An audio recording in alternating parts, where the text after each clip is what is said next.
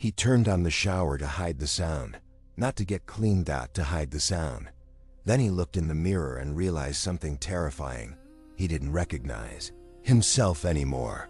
That's the moment the strong one finally starts to crack, quietly. Invisibly. If you've ever said I'm fine when you weren't, this is for you. This channel is for the man who stayed strong when no one noticed. The man who carried responsibility quietly and slowly disappeared. Here, strength is questioned, silence is exposed, and the cost of being the strong one is finally spoken out loud.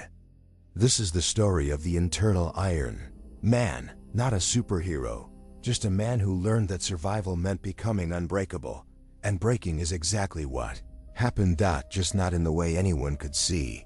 He wasn't born strong, but somewhere around age 7, something happened and he made a silent vow. That will never be me. So he learned the first rule: don't show weakness. When he fell, he got up without crying. When he was scared, he hid it. When he needed help, he figured it out alone, and every time he did this, a piece of iron formed inside his chest. Not literal iron, the kind that protects, hardens, and eventually becomes a cage. When you're punished for needing help, your brain learns a rule: need equals danger. So you stop needing, at least on the outside. By 15, he was the reliable one, the one everyone leaned on. And he carried it all, because someone had to. This is when the second layer of iron formed. Responsibility. He learned that his feelings were less important than everyone else's stability. So he buried them and told himself this was what men do.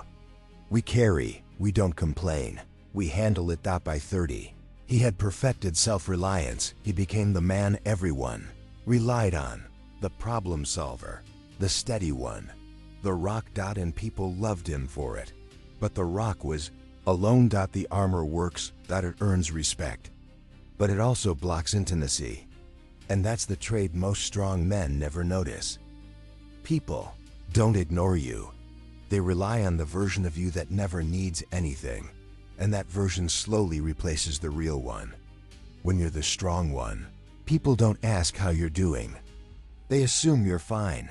Every time someone says you're so strong, they're really saying please don't be weak, because if you break, we all fall. The brain doesn't confuse silence with strength. It confuses silence with safety. So you carry their fear on top of your own weight. And the iron gets heavier. Strong men feel everything. They just learned that expressing it changes nothing. So they process it alone. In the shower. In the car. In the middle of the night when no one's watching.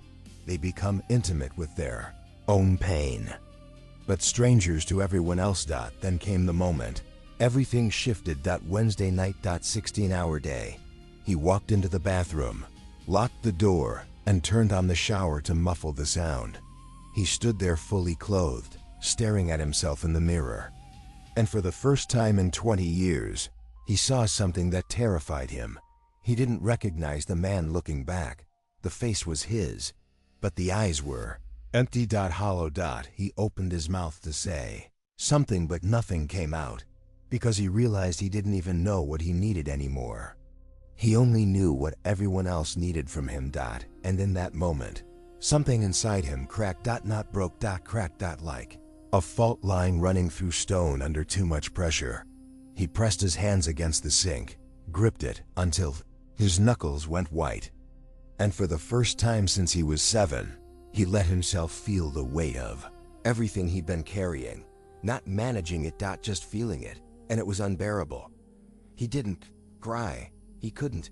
The iron had sealed that off too long ago, but something in his chest started to collapse. Like a building falling inward.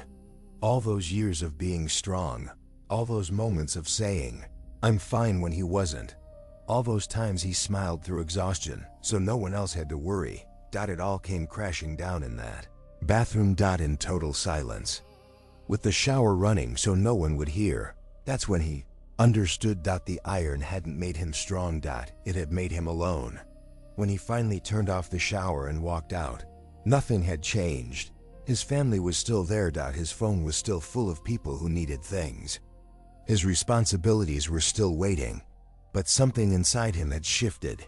He couldn't go back to pretending. The iron wasn't killing him. The strongest men aren't lonely because they're unlikable.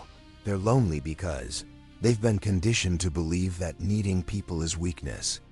So they carry everything alone and call it strength. But it's not strength. It's survival.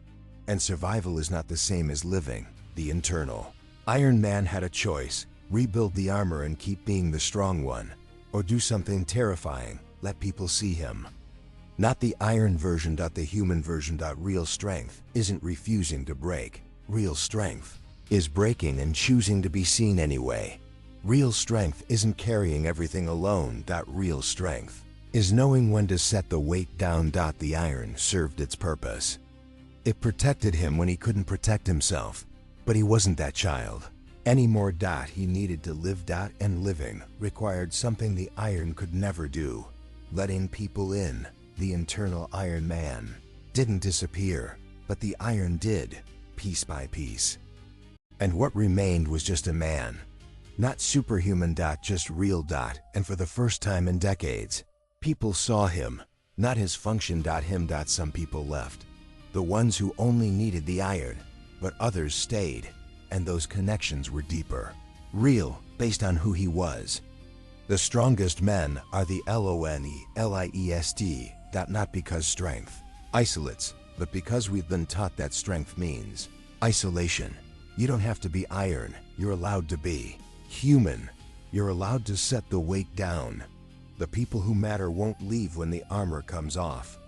They'll finally see you,